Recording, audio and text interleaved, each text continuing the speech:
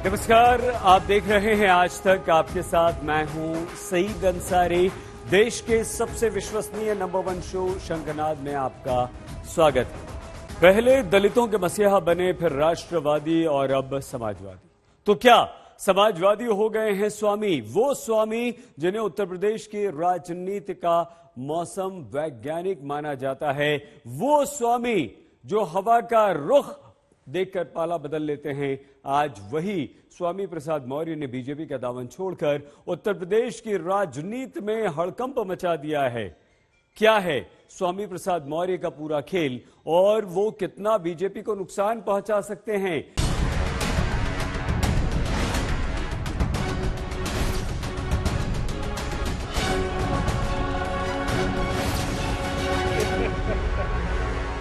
मैंने दलितों, पिछड़ों, सब लोग खड़े लाइन में, किसानों, बेरोजगार नौजवानों, छोटे लघु मध्यम व्यापारियों के खिलाफ सरकार के रवैये को देखते हुए उत्तर प्रदेश योगी सरकार के मंत्रिमंडल से मैंने मंत्री पद से इस्तीफा दिया। चुनावी राजनीति में सब कुछ संभव है। जो कल तक करीब थे वो रकीब हो गए, जिनसे दिल मिले थे वो दल से अलग हो गए। ऐसा भी वक्त राजनीति में आता है कि अच्छा खासा दोस्त भी जुदा हो जाता है। तो जुदा हो गए बीजेपी से स्वामी प्रसाद मौर्य, दे दिया इस्तीफा इस ऐलान के साथ कि आगे आगे देखिए होता है क्या। मेरे इस्तीफे का असर 2022 विधानसभा चुनाव के परिणाम के बाद आपको देखने को मिलेगा। 10 मार्च को क्या होगा? फिर 10 मार्च को क्या होगा? 10 मार्च को बताइए, 10 मार्च को क्या होगा? 10 मार्च को जो भी होगा वो जनता आपके सामने उस परिणाम को देगी। जीवन के नए पथ पर चुनाव को कहते होंगे लोकतंत्र का उत्सव, लेकिन चुनावी राजनीति लोकतंत्र का वो कठोर चेहरा है जिसमें सत्ता तक पहुंचने की खुरदुरी बिसातें बिछी हैं। उन्हीं बिसातों पर चली गई है ये चाल। योगी सरकार में रोजगार और समन्वय मंत्री स्वामी प्रसाद मौर्य को अब न बीजेपी की नीति समझ आ रही है और न ही रणनीति, वो भी उस वक्त जब बीजेपी आला कमान दिल्ली में टिकट बंटवारे पर मंथन कर रहा था। अब पूरा खेल दबाव बनाने की सियासत है या टिकट बंटवारे को लेकर नाराजगी, क्योंकि सूत्रों की माने तो बीजेपी के 45 विधायकों का टिकट कट सकता है। ऐसे में स्वामी प्रसाद मौर्य के इस बगावती तेवर ने पार्टी की टेंशन बढ़ा दी है। आदरणीय स्वामी प्रसाद मौर्य जी ने किन कारणों से इस्तीफा दिया मैं नहीं जानता। उनसे अपील है कि बैठकर बात करें। जल्दबाजी में लिए हुए फैसले अक्सर गलत साबित होते हैं। सियासी बोल बदले तो तस्वीरें भी बदलने लगी। समाजवादी पार्टी के सुप्रीमो अखिलेश यादव ने स्वामी प्रसाद मौर्य के साथ अपनी तस्वीर ट्विटर पर शेयर की और इशारों में स्वामी के समाजवादी पार्टी ज्वाइन करने की अटकलों को हवा दे दी। सामाजिक न्याय और समता समानता की लड़ाई लड़ने वाले लोकप्रिय नेता स्वामी प्रसाद मौर्य जी और उनके साथ आने वाले अन्य सभी नेताओं, कार्यकर्ताओं और समर्थकों का समाजवादी पार्टी में सम्मान, हार्दिक स्वागत, अभिनंदन। लेकिन स्वामी प्रसाद मौर्य भी यूपी की सियासत के मंझे हुए खिलाड़ी हैं। बीजेपी से इस्तीफे का ऐलान किया लेकिन पत्ते पूरे नहीं खोले। मैं राजनीतिक व्यक्ति हूं, तो कहीं न कहीं किसी न किसी राजनीतिक पार्टी से वार्ता हमें करनी ही होगी। हम किससे बात करेंगे ये हम अपने कार्यकर्ताओं समर्थकों से बात करने के बाद तय करेंगे। स्वामी प्रसाद मौर्य उत्तर प्रदेश में ओबीसी के एक बड़े चेहरे हैं, जिनकी कभी मायावती सरकार में धमक थी।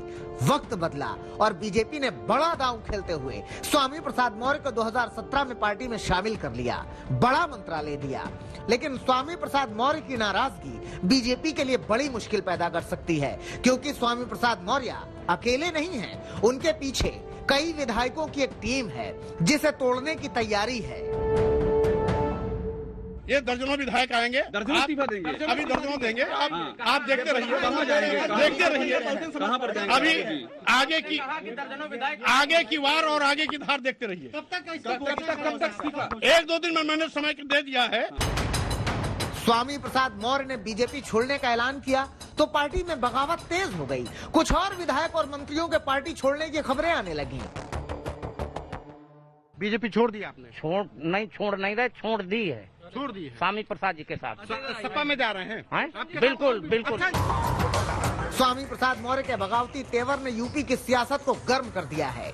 स्वामी किधर जाएंगे, कितना बड़ा खेल करेंगे, सबके अपने अपने दावे हैं।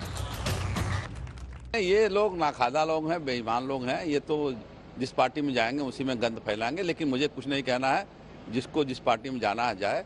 हमने आपसे पहले कहा था कि हमारे 315 सीटें अभी तक डिक्लेयर हो चुकी हैं और समाजवादी पार्टी, भारतीय जनता पार्टी और कांग्रेस, इन लोग अगर टिकट बंटवारा करेंगे भी तो देखिएगा बहुत बदलाव आएगा और सारे भगदड़ मच जाएंगे और सारा फायदा बहुजन समाज पार्टी को मिलने वाला है। ये सर फुटअव्वल होगी इन लोगों में कि हम किसके साथ जाएं, हम किसके साथ जाएं। ये सर फुटअव्वल होने वाली है। अब उन्हें मालूम है कि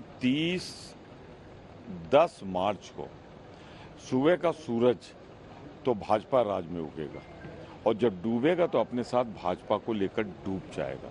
तो सब लोग ठिकाने तलाश रहे हैं। कोई सापा में जा रहा है, कोई बसपा में जा रहा है, कोई कांग्रेस में आ रहा है।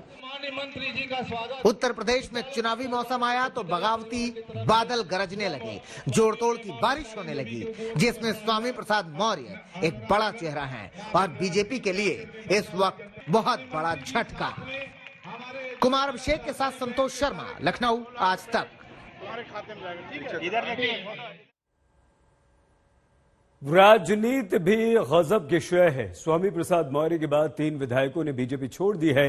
बांदा से बीजेपी के विधायक ब्रजेश प्रजापति ने अपना इस्तीफा दे दिया और इसके अलावा कानपुर के बिल्हो से बीजेपी के विधायक भगवती सागर ने भी इस्तीफा दे दिया, जबकि शाहजहांपुर की तिलहर से बीजेपी विधायक रोशन लाल वर्मा ने भी बीजेपी का साथ छोड़ दिया है। तो जिन जितिन प्रसाद को हराकर तिलहर से रोशन लाल वर्मा विधायक बने थे, वो जितिन प्रसाद तो उत्तर प्रदेश में मंत्री हैं और रोशन लाल अब समाजवादी होंगे। तो उत्तर प्रदेश के कुछ और मंत्रियों के भी बीजेपी छोड़ने की खबरें अब सामने आ रही हैं।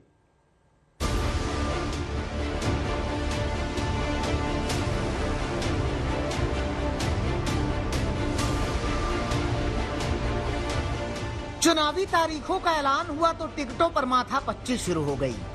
देश के सबसे बड़े सूबे की सत्ता का सवाल है, ऐसे में एक एक टिकट मायने रखता है। जातीय समीकरण और बैलेंस तय करता है लखनऊ की गद्दी का उत्तराधिकारी। यही वजह है कि एक ओर जब बीजेपी टिकटों को लेकर मंथन कर रही थी तो वहीं दूसरी ओर पार्टी के बड़े नेता स्वामी प्रसाद मौर्य बगावती हो गए।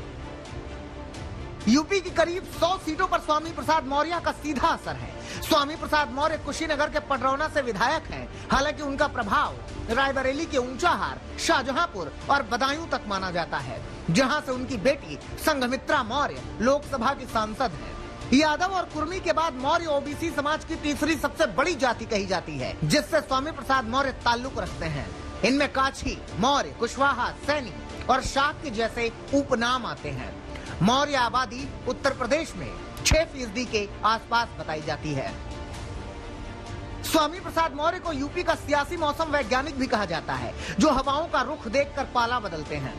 स्वामी प्रसाद मौर्य जनता दल से बीएसपी में शामिल हुए। उसके बाद 3 बार मायावती यूपी की मुख्यमंत्री बनी। 1997, 2002 और 2007 में मायावती लखनऊ की गद्दी पर बैठी तो स्वामी प्रसाद मौर्य मायावती के बेहद करीबियों की लिस्ट में शुमार किए जाने लगे।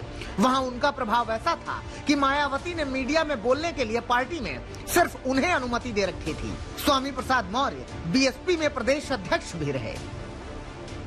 स्वामी प्रसाद मौर्य के बगावती होने की एक वजह सीटों के बंटवारे का दबाव बनाने की सियासत भी मानी जा रही है। आज दिल्ली में विधानसभा चुनाव के उम्मीदवारों को लेकर बीजेपी की अहम बैठक हुई, जिसमें बीजेपी के दिल्ली के आला नेताओं के अलावा यूपी से योगी आदित्यनाथ समेत दिग्गज नेता शामिल हुए। बैठक में बीजेपी उम्मीदवारों को लेकर मंथन हुआ।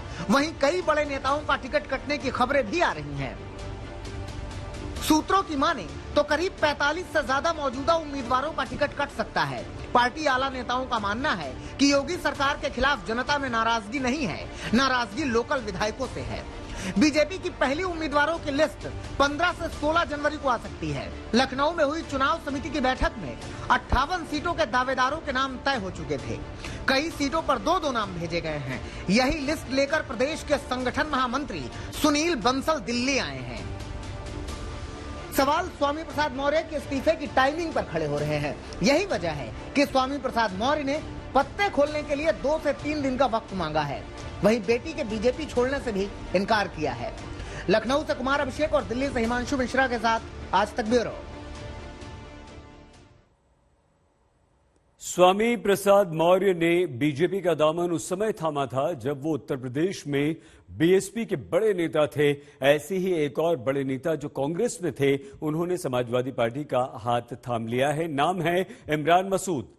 मगर साइकिल की सवारी करते ही इमरान मसूद के विरुद्ध कानून का कोड़ा चल गया। मगर प्रश्न यह है कि इमरान मसूद के आने से अखिलेश यादव को कितना फायदा होगा। देखिए।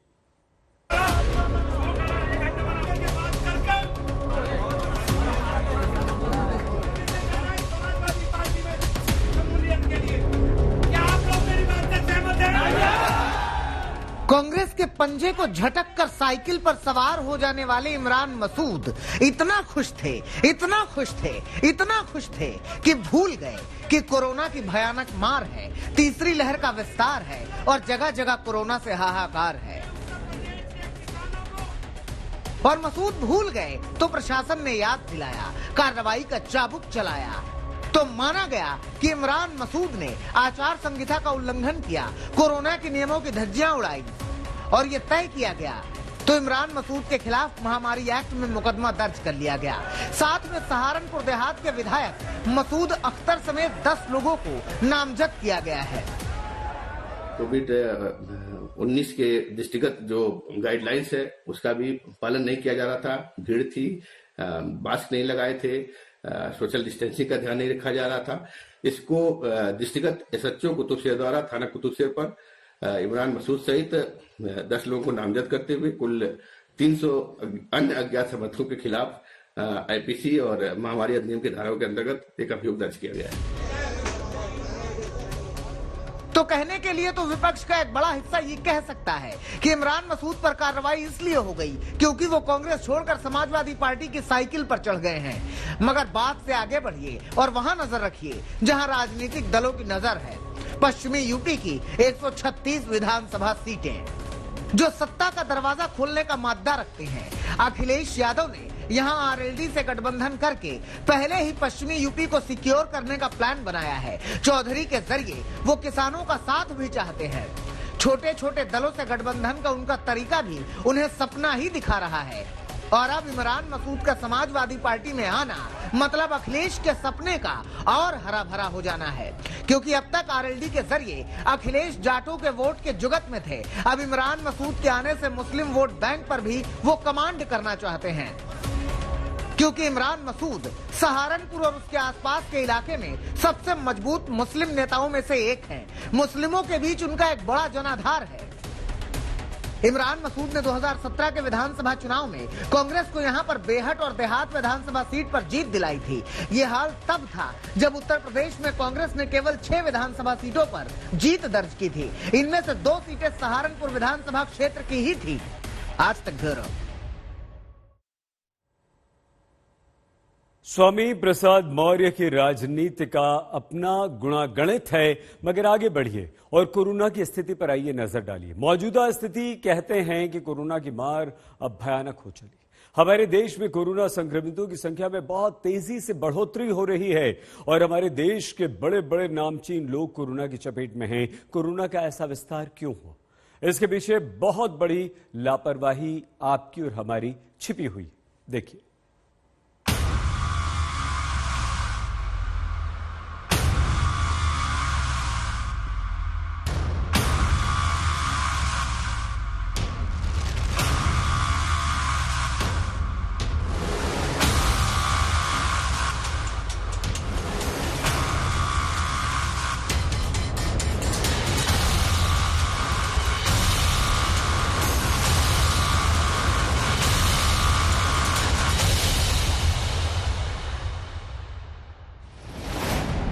दुनिया भर के बड़े बड़े वैज्ञानिकों ने कितनी बार बताया कि कोरोना न जात देखता है, न धर्म, न ऊंचा देखता है, न नीचा, न बड़ा आदमी देखता है, न छोटा, न गरीब, न अमीर, न आम देखता है, न खास। बावजूद इसके किसी को समझ नहीं आया। कोरोना बढ़ता रहा, रैलियां होती रही, कोरोना विस्तारित होता गया, जनसभाएं परवान चढ़ती गई। तो लापरवाहियों ने कोरोना के इत्मीनान का इम्तिहान लिया और आज स्थिति भयानक हो गई है। दुनिया की सबसे बड़ी पार्टी के अध्यक्ष जेपी नड्डा कोरोना पॉजिटिव हैं।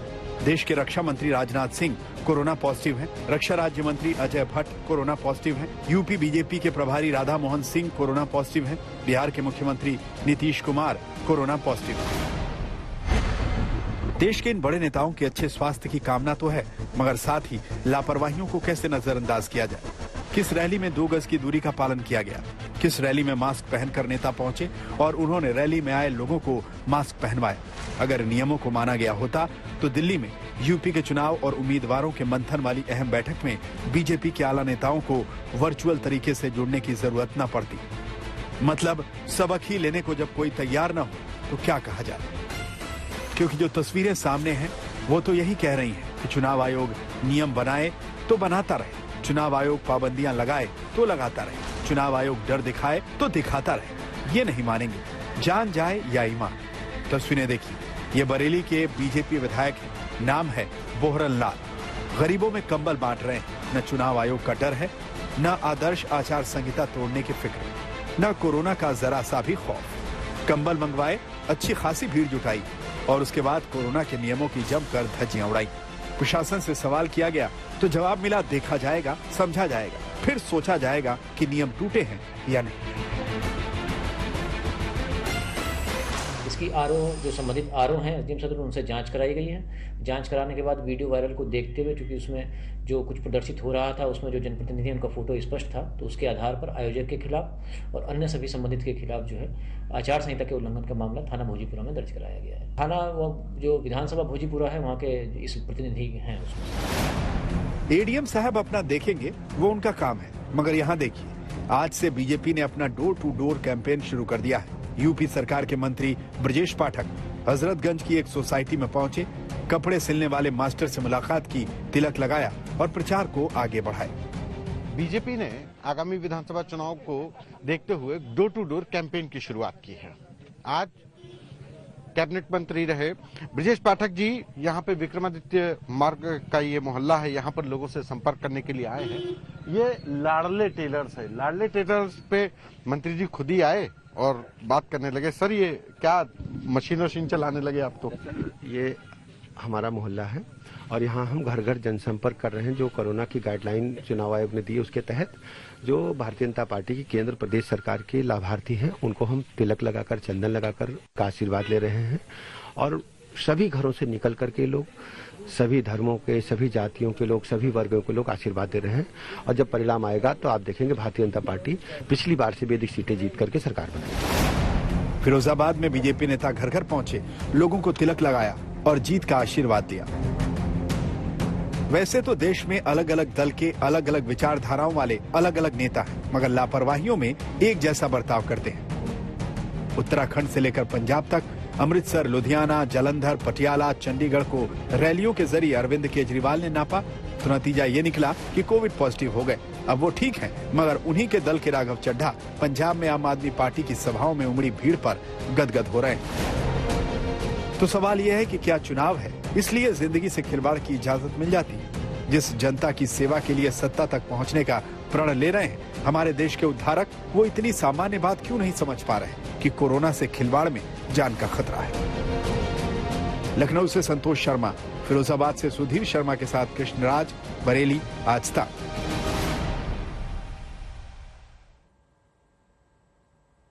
उत्तर प्रदेश में चुनावी बिसात बिछ चुकी है। हमारे संवाददाता समर्थ श्रीवास्तव ने समाजवादी पार्टी की आगे की रणनीति को लेकर शिवपाल यादव से खास बातचीत की है। शिवपाल जी, जो आपने अब साथ में आ गए हैं समाजवादी पार्टी के, आपको क्या लग रहा है कि आपका अखिलेश के साथ आना बीजेपी के लिए खतरे की घंटी या फिर क्या? देखिए, वैसे तो हमारी नई पार्टी थी प्रगतिशील समाजवादी पार्टी, और मैंने 3 सालों में पूरे उत्तर प्रदेश में 75 जिलों में अपना संगठन खड़ा कर लिया है। लेकिन अब हम लोगों ने तय किया है कि हमारी तो पुरानी पार्टी रही है समाजवादी पार्टी, मैंने लंबे समय तक नेताजी के साथ उसमें काम भी किया है। हम लगातार 5 बार विधायक भी रहे हैं, मंत्री भी रहे हैं। तो अब हम अखिलेश यादव से मिलकर के, समाजवादी पार्टी से मिलकर के, प्रगतिशील समाजवादी पार्टी और समाजवादी दोनों मिलकर के 2022 का चुनाव लड़ेंगे। और हमारा मुख्य उद्देश्य है कि 2022 में भारतीय जनता पार्टी को हटा करके जो अखिलेश यादव के नेतृत्व में गठबंधन बना है और उसी गठबंधन में हम भी शामिल हैं, तो अखिलेश यादव को 2022 के चुनाव में मुख्यमंत्री बनाना है। और हमने पूरी तरह से अखिलेश यादव को भी नेता मान लिया है।